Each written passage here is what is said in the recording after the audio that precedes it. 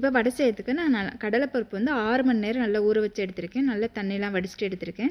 இப்போ இதை வந்து மிக்சியில் போட்டு அரைச்சி எடுத்துக்கலாம். நல்லா குறைன்னு அரைச்சி எடுத்துக்கோங்க.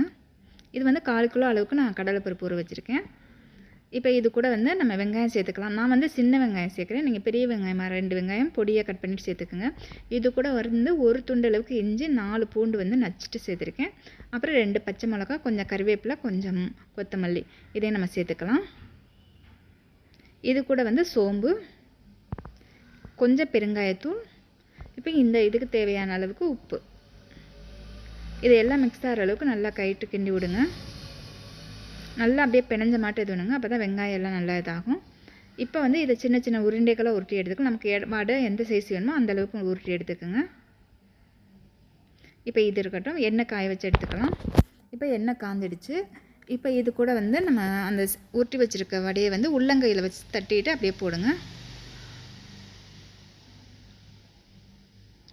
இதே மாட்டம் அந்த கடாய் எவ்வளோ பெருசு இருக்கோ அந்தளவுக்கு நீங்கள் வடையை சேர்த்துக்கலாம். இப்போ மீடியம்லேயே இருக்கட்டும் ஸ்டவ்வு. இப்போ ஒரு பக்கம் வெந்ததும் திருப்பி விட்ருங்க. ஸ்டவ் வந்து மீடியம்லேயே வச்சுங்க, ஹையில் வைக்காதீங்க. ஹையில் வச்சிங்க அப்படின்னா உள்ளே வேகாது உங்களுக்கு.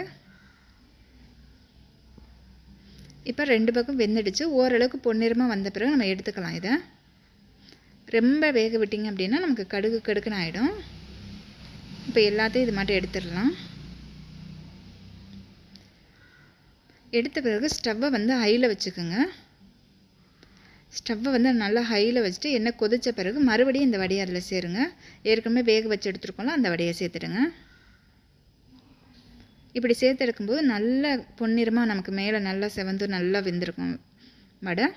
இதே மாதிரி நல்லா கொஞ்சம் நேரம் கழித்து எடுத்துடுங்க. ரொம்ப கருகாமல் நல்லா பொன்னிறமாக வந்த பிறகு எடுத்துடுங்க.